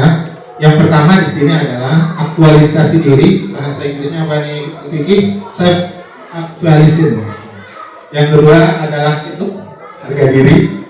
Yang ketiga adalah itu saling cinta, saling menyayangi, saling memiliki. Kemudian safety, yaitu rasa aman dan perlindungan.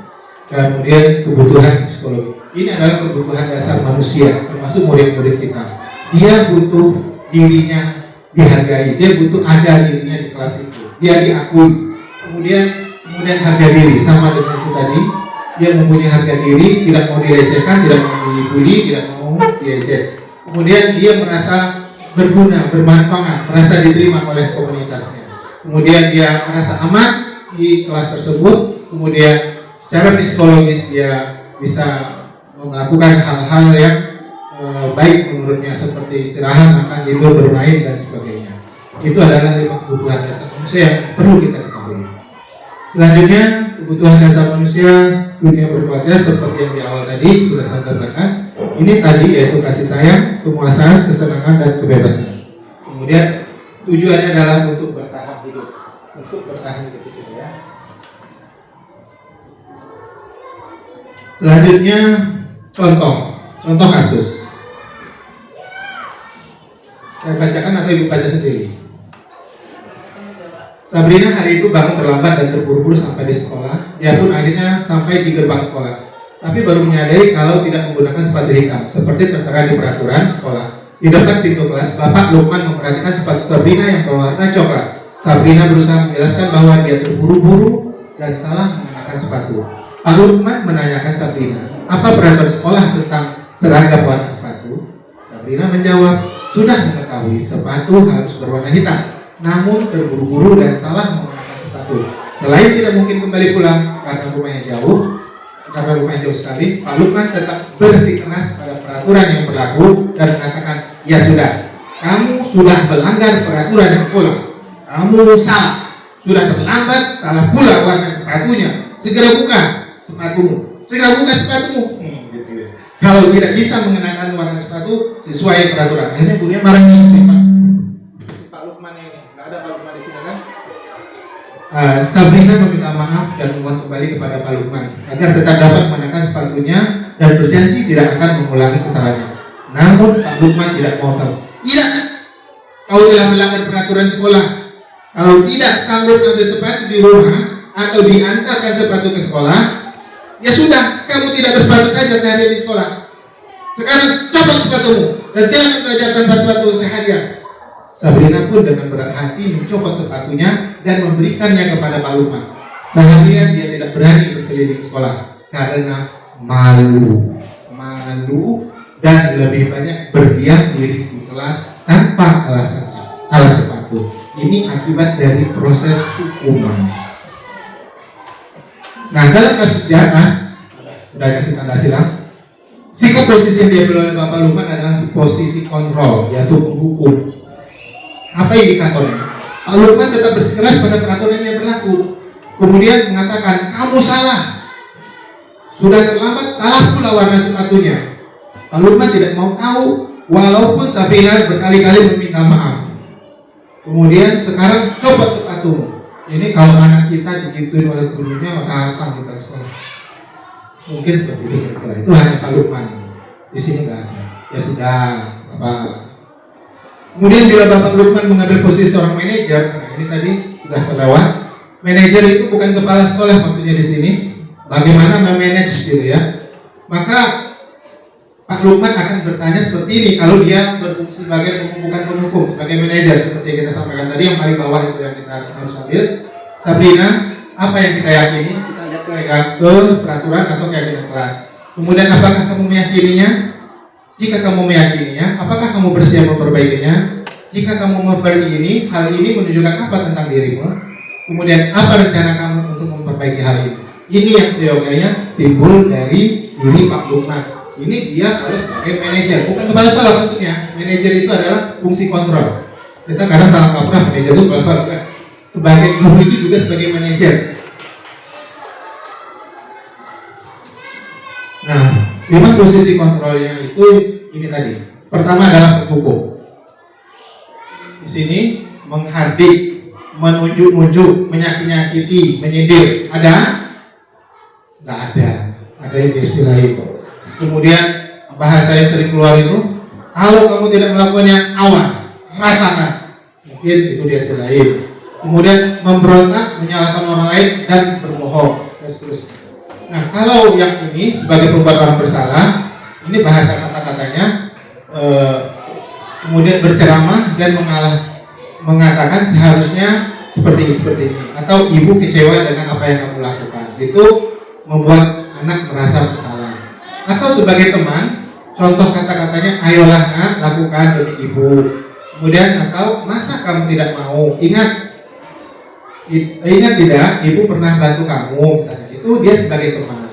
Atau sebagai pemantau, kita nggak tahu posisi kita di sini, tapi di awal tadi kita banyak posisinya di sini. Mengapa? Saya tadi udah tanya, hukuman apakah dapat merubah motivasi? Jawabannya iya. Maka posisi kita banyak di sini. Pemantau itu apa peraturannya? Mungkin menyesuaikan diri bila diawasi. Kemudian murid meletakkan, misalnya guru udah tegak, anak mulai dengan biasa apa? Itu berarti kita pemantau. Nah, sebagai manajer ini yang seyogianya yang harus kita kembangkan, yaitu kita sering bertanya. Nanti dibilang, kamu nanya-nanya, kamu bertanya-tanya. Nah, seperti itu. Jadi ini kita harus kembangkan, memberikan pemahaman yang baik. Misalnya bagaimana caranya saya bisa memperbaiki adat ini, atau apa yang kita yakini, apa yang bisa kau kerjakan untuk memperbaiki masalah ini. Misalnya di kelasnya terjadi hal-hal, menurutmu bagaimana ini? Terus. Selanjutnya ada pernyataan, saya kecewa sekali dengan kamu. Itu membuat anak merasa bersalah. Kemudian kamu tidak pernah benar melakukan ini adalah penghukum. Kemudian ayolah lakukan demi ini atau demi ibu atau demi bapak itu sebagai teman tadi. Dan kemudian sebagai pemantau, apakah kamu mau mendapatkan stiker bintang? Kalau di SDIT pakai bintang mereka, kalau kita bikin hadiah gitu. Atau bagaimana kamu bisa menyelesaikan masalah ini, itulah sebagai manajer. Baik.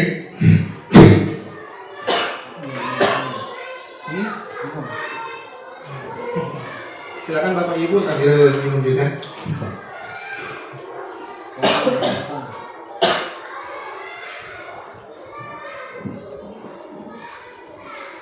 Nah, ini yang tadi maksud segitiga diskusi yang harus kita laksanakan di kelas masing-masing. Saya yakin di kelas Bapak Ibu sering terjadi hal-hal masalah atau sebagainya. Yang segitiga diskusi ini, pertama kita bagaimana menstabilkan identitas siswa, memvalidasi kebutuhan dan meningkatkan keyakinan. Dan untuk jelasnya kita langsung kepada praktik baik yang pernah saya lakukan. Menurut saya baik, tapi itu yang disebutnya praktik baik. Tidak saya tahu ya. Ada yang ingin Bapak sampaikan ke anak berkaitan dengan pembelajaran tadi. Tapi anak gak usah takut, gak usah cemas, gak usah khawatir, hanya ingin menyampaikan sesuatu, ya Kak ya?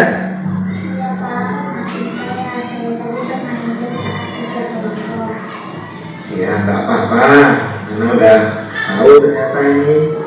Jadi setiap orang pasti pernah melakukan kesalahan, pasti pernah melakukan pelanggaran. Nah, kebetulan hari ini mungkin Hana yang sedang melakukan kesalahan, tapi tidak apa-apa.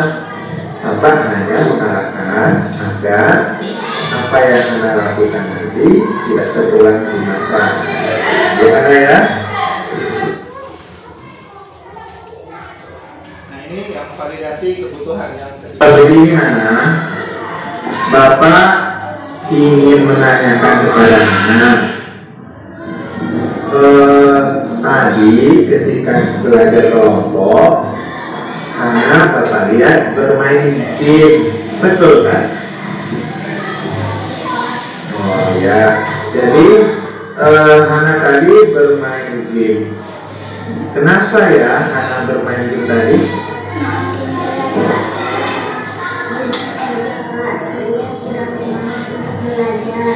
Oh, Hana kurang semangat. Mengapa Hana tidak semangat belajar? Ya Pak, kenapa kita tidak belajar sambil bermain? Saja Pak, kan lebih menyenangkan. Saya juga kelas. Jadi Hana itu ingin belajar, mau bermain sambil belajar gitu di luar kelas. Bagus juga ide Hana. Jadi kalau di kelas terus jenuh, ya boleh. Kalau gitu Bapak rancang dulu bagaimana kita belajarnya, kita sesuaikan dengan materi. Enggak apa-apa, bagus ide Hana. Boleh kalau memang ingin belajar di luar kelas. Selanjutnya Hana, Bapak ingin juga tahu kenapa Hana tidak ikutan tadi, sebenarnya ada apa?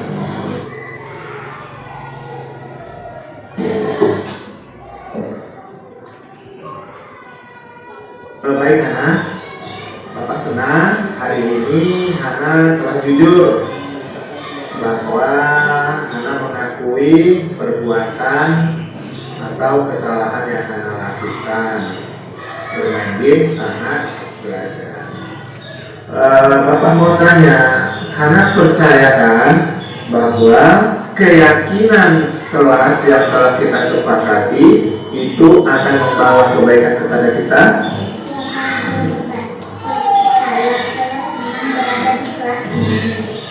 Iya, kalau keyakinan kelas yang telah disepakati apabila kita taati itu akan mendatangkan kebaikan kepada kita semua. Kesepakatan kelas membuat kita merasa aman di kelas ini, merasa nyaman, kita bisa belajar.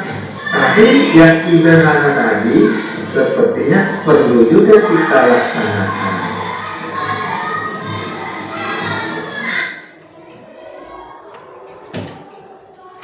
Assalamualaikum warahmatullahi wabarakatuh. Hari ini saya melanggar keyakinan kelas, yaitu bermain game saat memulai pelajaran. Tetapi Pak Guru tidak memarahi saya dan menghukum saya. Saya sangat senang sekali. Saya tidak akan mengulangi perbuatan saya. Dan saya sangat senang sekali dengan perubahan guru saya yang dulunya marah-marah sekarang menjadi lemah lembut kepada kami. Sekian, terima kasih. Nah, baik Bapak Ibu, itu praktek baik yang saya lakukan, tapi jauh dari sempurna karena kita bukan artis, bukan seleb. Tapi kalau ibu-ibu saya yakin lebih bagus bahasanya. Maka ikutin Ibu Vicky ya. Apa-apa nggak berat kok. Buat. Ayo ibu-ibu lain ikutin. Kalau Ibu Susi selamat dia karena umur. Dia terselamatkan. Karena ini terus digalakkan itu. Kalau kita baca di internet. Menstabilkan identitas siswa itu membuat anak yang merasa gagal karena berbuat salah menjadi positif terhadap dirinya. Di situ ada guru berkata, berbuat salah itu adalah hal yang manusiawi. Tidak ada manusia yang sempurna. Bapak Ibu juga buat salah. Kita akui bahwa kita juga berbuat salah. Kita pasti bisa menyelesaikan permasalahan ini. Kemudian Bapak Ibu tidak tertarik untuk mencari tahu siapa yang benar, siapa yang salah. Bapak Ibu lebih tertarik untuk menyelesaikan masalah ini. Kalau kamu menyalahkan dirimu sendiri terus-menerus, apakah kamu bersikap baik pada dirimu sendiri? Nah, itu berarti dia menyadarkan dan tidak. Karena di sini pernah terjadi hal yang buruk, atau kita sering dengar menyalahkan diri sehingga mencari jalan pintas. Katakanlah PD, bunuh diri. Banyak sekali. Wah, gara-gara itu akhirnya dia bunuh diri dan sebagainya. Ini tidak bagus apabila terjadi pada anak-anak kandung kita atau anak-anak didik kita. Kemudian membantu siswa mengenal basic atau kebutuhan yang ingin dipenuhinya ketika melakukan ini adalah validasi kebutuhan tadi.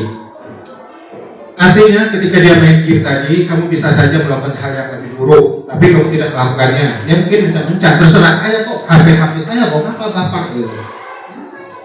Kemudian kamu pasti punya alasan mengapa melakukan. Mungkin dia jenuh tadi melakukan. Itu contoh kasus saja, dia jenuh, atau bapak sih gak di sekelas, atau ibu sih ke kantor aja, atau apa sih main handphone saja, saya juga ikutan, dan seperti itu. Dia mencari pembenaran pada dirinya. Nah, jadi dia pasti punya tujuan. Kemudian apa yang penting bagi kamu? Nah, dia tadi berkatakan kalau dalam salah satu cuplikannya, sekali-sekali dia belajar di luar toh Pak, biar senang, seperti itu. Kemudian kamu boleh tetap berusaha menjaga sikap, tapi tambahkan sikap yang lain yang baru. Nah, ini tentang mungkin kenakalan siswa kalau ditemukan, mungkin sikapnya seperti ini. Nah, kita tidak menyalahkan sikapnya, tapi kita mengajak menambah sikap yang baik. Karena sesungguhnya perbuatan buruk ikutilah dengan perbuatan yang baik. Kemudian ada kalimat lagi, maukah kamu belajar cara lain untuk mendapat yang kamu butuhkan tanpa harus memukul? Nah, ini yang suka memukul. Atau kata-kata, apakah kamu bisa melakukan dengan baik untuk esok hari misalnya? Itu adalah kata-kata untuk validasi kebutuhan. Berikutnya tentang menanyakan keyakinan. Seperti yang tadi, di situ mungkin sudah terlihat, anak melihat kesalahannya dihubungkan dengan norma sosial, nilai bahasa Indonesia atau interaksi. Seperti yang main HP tadi, kawannya belajar, dia main HP. Oh ternyata itu memang kembali kita menghormati kawan yang sedang bekerja. Itu adalah nilai keyakinan. Apa nilai kita percaya di kelas sekolah kita? Kita sudah membuat kesepakatan tadi misalnya. Kemudian nilai universalnya apa? Berarti tidak menghargai kawan bekerja, kita bermain, taunya beres. Itu sering terjadi pada anak kita dan juga pada diri kita. Contohnya di mana? KKG. KKG pada kerja, itu tugas dari instruktur. Kamu ajalah yang sudah. Maka lebih kami aja. Pokoknya aman lah, atur aja lah, beres. Nah ini adalah sesuatu tingkah-tingkah yang mungkin harus kita hilangkan. Kemudian kata-kata guru ketika dia menyampaikan keyakinan itu, kamu ingin jadi anaknya seperti apa? Ada tawaran. Gak mungkin, oh saya mau jadi anak yang jahat lah, gak ada. Ya tentu menjadi anak yang baik, jadi anak yang pintar dan berprestasi.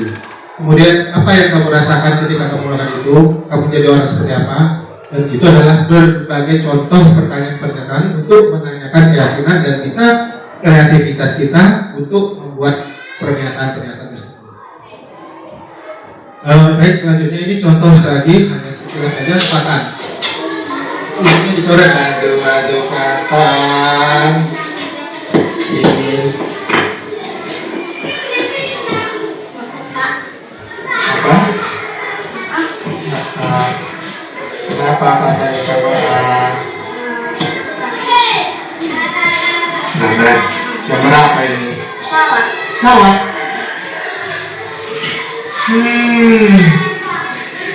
Fatan tahu ini adalah suatu pelanggaran keyakinan kelas? Enggak apa-apa, nggak usah takut. Karena semua orang pasti mengalami melakukan kesalahan-kesalahan. Nah, pada hari ini juga Fatan melakukan kesalahan. Ya, orang besok-besok tak melakukan lagi.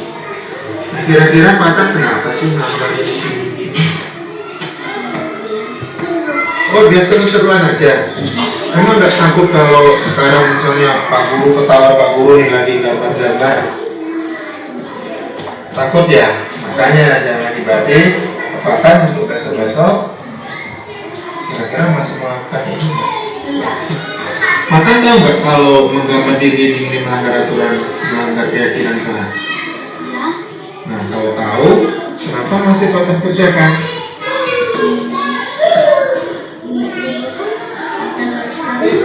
Oh gitu, sudah. Berikutnya tentang intervensi 30 detik, yaitu membantu murid kembali kepada tujuan semula dengan cukup singkat dengan cara non konfrontatif. Artinya nggak perlu kita marah-marah. Seperti tadi itu dokumen Pak gurunya agak mendingan itu, tadi yang kan emosi. Biasanya ini gambar-gambar di dinding. Siapa yang nyuruh? Ke kantor, ada kepala sekolah. Nah, itu biasanya. Ini, oh nggak apa-apa. Mau lagi di videoin ya nggak apa-apa. Giliran di videoin, dan itu bagaimana kita menonkonfrontasikan. Kemudian kita juga harus banyak refleksi. Refleksi itu adalah hal yang baru yang mengubah paradigma saya, yang saya dapatkan, perasaan apa yang muncul selama mengikuti sesi, kemudian peran Among seperti apa yang saya lakukan selama mengikuti modul ini dan sebagainya. Itu adalah salah satu bentuk refleksi. Kalau di kelas ya mungkin apa yang kita pelajari hari ini anak-anak, nah, contoh seperti ini refleksi. Pelajaran kita sudah berakhir. Bapak mau tanya dulu nih, pagi tadi kita sudah belajar apa saja? Kenapa? Menabung, apa lagi? Uang, apa lagi?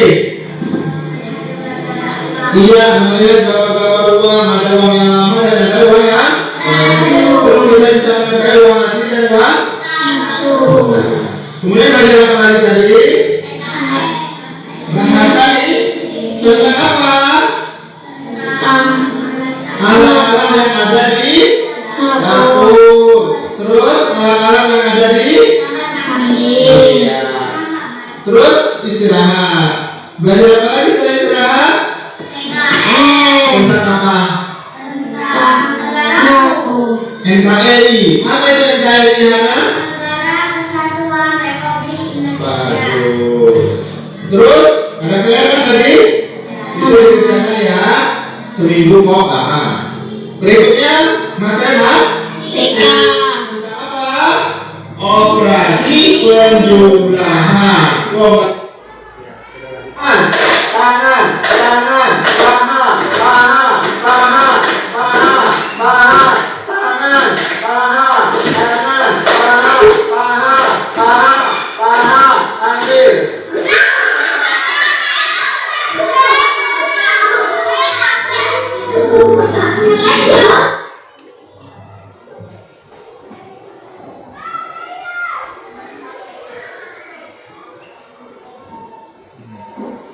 Ini tadi dan kita lihat sama-sama.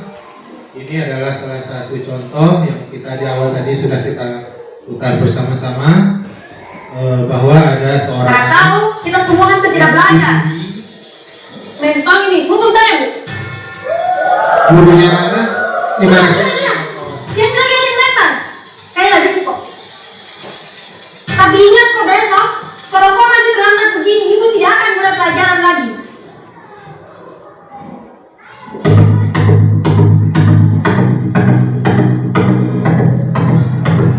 Selamat pagi anak-anak.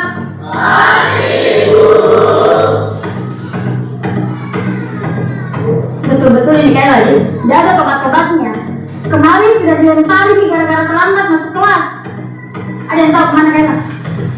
Assalamualaikum Bu. Maaf Kak terlambat. Tidak usah banyak alasan. Berdiri ke depan. Sepanjang pelajarannya ibu hari ini, kok berdiri terus di depan? Dede terlambat sih.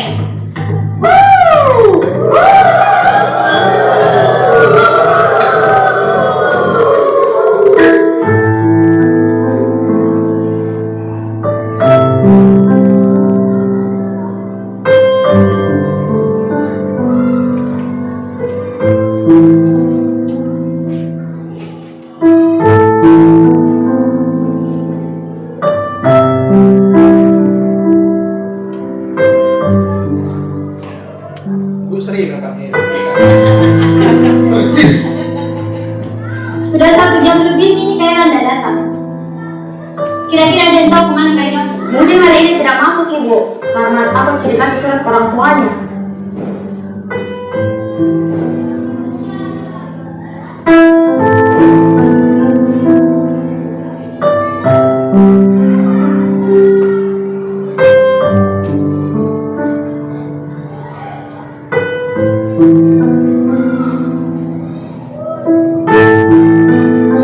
Pagi anak-anak.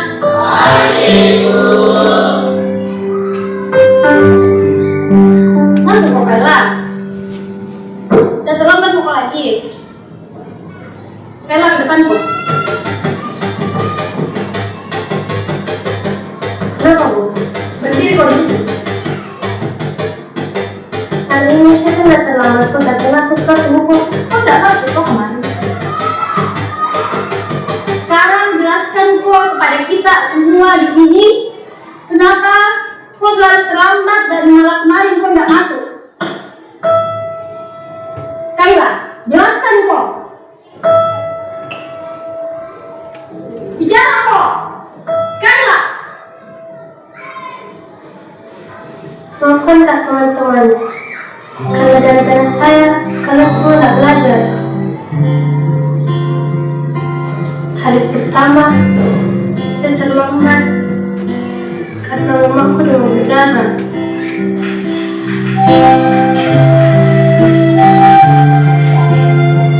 Harus diantar ke rumah sakit sebelum saya sekolah.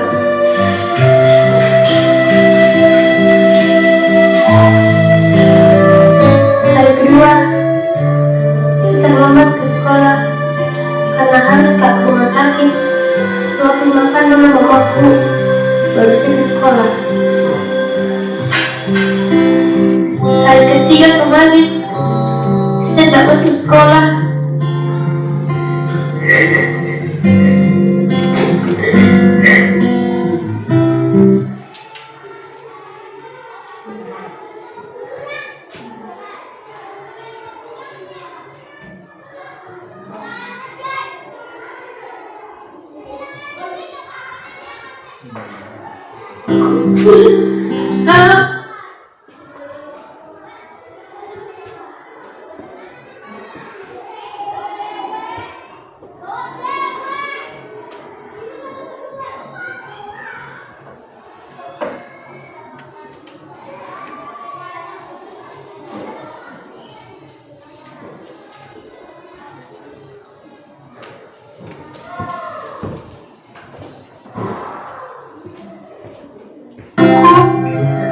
Menurut direksinya, tidak bakal masuk sekolah hari ini.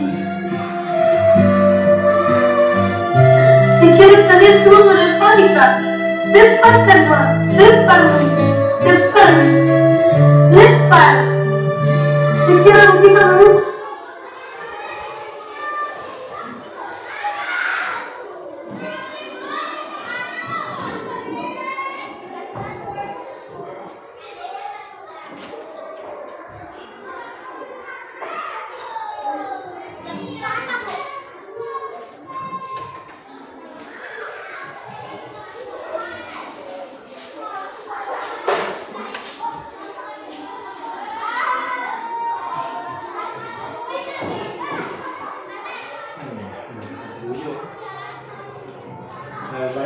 Ibu, tadi itulah penutup dari sesi kita dari modul 1.4 tentang budaya positif, dan ada cuplikan-cuplikan drama atau film bagaimana budaya positif itu sangat penting sekali untuk kita terapkan di sekolah. Sekali lagi saya mohon maaf mungkin dalam penyampaian ini tidak berkenan atau tidak baik bagi Bapak Ibu mengambil waktu Ibu, jadi saya mohon maaf, tapi ini adalah suatu hal yang harus saya sampaikan. Sebagaimana tadi saya sampaikan bahwa kami wajib mendiseminasikan kepada Bapak Ibu apa yang kami dapat dan memperlihatkan katakanlah praktik baik di sekolah. Demikian yang dapat saya sampaikan. Mungkin kalau ada pertanyaan mungkin di luar sesi ini bisa kita lanjutkan. Wassalamualaikum warahmatullahi wabarakatuh. Salam dan bahagia.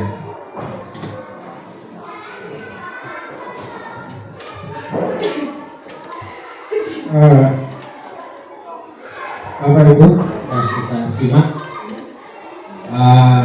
redaksi itu ada redaksi memang sudah apa yang menjadi ketentuan dari CGB, bukan arangan Pak Sari. Itu memang ibaratnya itulah apa bahasanya norma yang harus dilalui oleh CGB.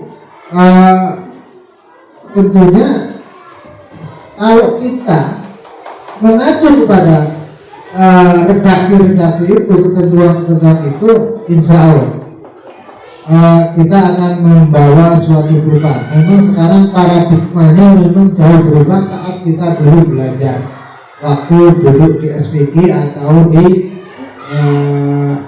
S1-nya ya. Atau di D2-nya ya. Memang ini perubahan paradigma untuk pendidikan kita. Oleh karena itu mari kita mulai bertahap. Demikian hasil diseminasi yang telah saya lakukan di SD 174 Bengkulu Utara. Terima kasih sudah menonton. Semoga bermanfaat. Salam dan bahagia.